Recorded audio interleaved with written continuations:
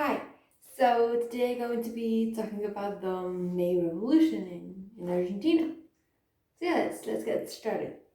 So it all started in the Peninsular War in 1808, in which after helping France overrun Portugal, Spain itself was invaded by Napoleon.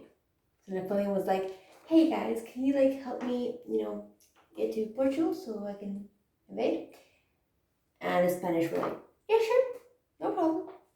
But Napoleon was like, "Yeah, I'm kind of gonna stay in Spain now, so I'm gonna invade you guys. I hope it's not a problem."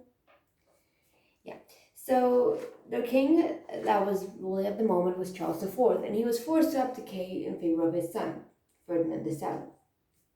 Ferdinand himself was then taken prisoner, and he spent around 7 years in confinement in central France.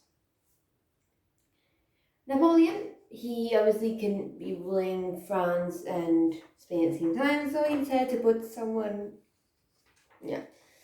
someone he could trust on the Spanish throne, the Spanish leadership, and that was his brother Joseph Bonaparte. The Spanish, let me tell you, they didn't like Joseph, and Spanish culture, which I'm guessing is also culture of other countries, but I don't know, in Spanish it's constant. If the people don't like a leader, they give him a really mean nickname. So, yeah. I mean, there was this one guy his dictatorship was called La Dicta Blanda, and now this guy was called Pepe Botella, which literally means bottle Pepe. And that's because of his alleged alcoholism. But I just find it really funny that the first instinct of any Spanish, Spanish against a leader, is to call them name. There's this politician who recently played politics. His name was called El Coletas, the ponytail. Just because the guy wears a ponytail, Spanish culture is really mean. Anyway, so yeah, this happened, and at this point, Pepe Botella, he was ruling Spain. So Spain and its government, they said, okay, let's try to not get the news to spread to the colonies, because if it spreads there, we may be in trouble. Well, Spain had to keep an eye on the colonies, especially after 1776, Declaration of Independence of the U.S. colonies, and ever since the War of Independence ended in 1784, 83, 84. So they knew the American continent was trying to revolt against the colonial powers, so Spain had to keep an eye. And if the colonies realized that there was weakness in the Spanish government, they could take advantage of it. So they feared that the spirit of independence would spread, and well, there was this rumor going around that France, so Napoleon, wanted to invade the colonies, so wanted to make the Spanish colonies French colonies. Although, yes, Spain was kind of under the control of, it was under the Napoleonic Empire. No, the colonies were still Spanish. They didn't belong to Napoleon, and the Spanish feared that Napoleon would want to take over, and they obviously did not want that. So, yeah, on May, so many permanent citizens decided to call this a meeting of this independent council that would run in Buenos Aires, Argentina. And on May 13th, 1810, a British frigate arrived in Montevideo, which I think it's in Uruguay, another Spanish colony. So, yeah. And, well, when the British arrived, they confirmed the rumors that the Spanish were being overrun.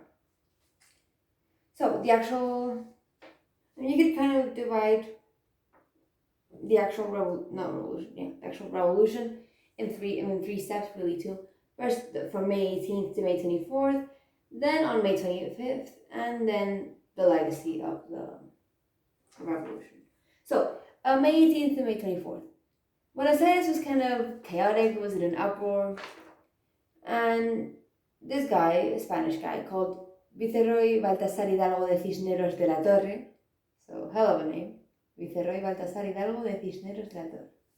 Well, he wanted calm, but the people did not want calm. I mean, what can you do about it? He saw his citizens on May 18th, 1810, demand as a town council. Cisneros, he obviously did not want this, but he tried to sell, and on May 20th, 2 days later, Cisneros himself met with leaders of Spanish military forces in Buenos Aires. In this meeting, these military leaders, they said, okay, you know what? We are not going to support you. We are going to support this town council. So yeah, that's that. That's how it is. It is what it is.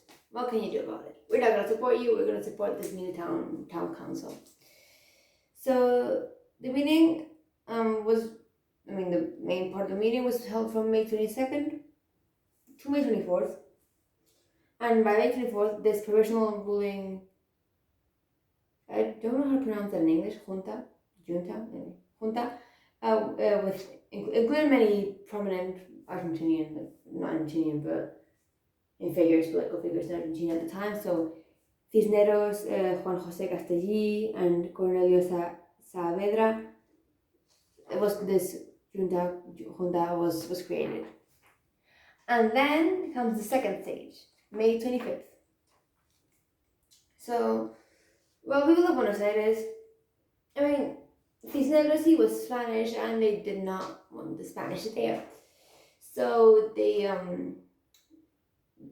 just rejected him. And so they needed to make another junta. So they disbanded the original one and made another one. Created with this guy. You don't remember Saavedra? He was in the original one. Well, this time he was the president of the new junta. And other people like Dr. Mariano Moreno and Dr. Juan José Paso as secretaries, and committee members, for example, Dr. Manuel Alberti, Miguel de Azcuénaga, Dr. Manuel Belgrano, Dr. Juan José Castellí. That guy was also in the original one. Domingo Matthew and Juan Larrea. Obviously, Cisneros wasn't included, and you have to note how most of them were Creoles and patriots. Well, the junta said, you know what? We're gonna do one thing. We're not gonna really support a weak Spain. So, we're gonna rule Buenos Aires until Spain is fully restored. That's it. That's all we're gonna do. We're not gonna demand any more independence. We just want Spain to be restored and be established and be stable. Well, it lasted until December 1810 and was then replaced by another one. So, what is the legacy of this May Revolution? This is like the third part. Well, it did start this process of independence. It did not, independence was declared later on. I'm going to get into that in just a second. But this whole junta, it started the whole process. On 1814, Fernando VII, he was restored.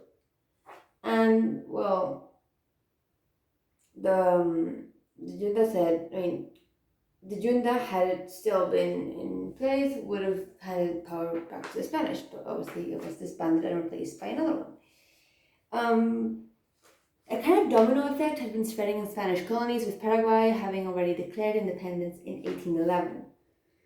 And then finally on July 16th, 1816, Argentina was like, bye-bye, and declared independence. They formed this republic, which I forgot the name, República de Río Plata, like something like that. República de Río Plata. Anyway, it was a republic.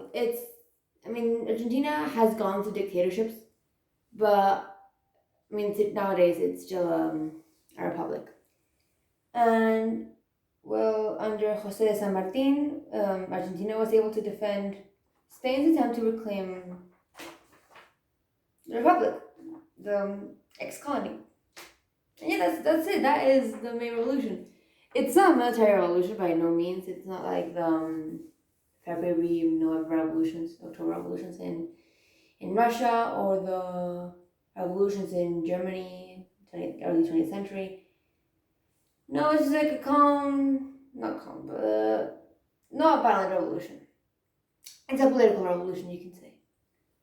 And yeah, I mean, it did not end with independence being declared, but just 2 years later, after Ferdinand was restored, Argentina was like, I'm out of here. You guys, bye. And Argentina never was under the control of the Spanish again. And that's it. That's all I'm going to say. So, yeah, I hope you liked it, and thank you for watching. Bye.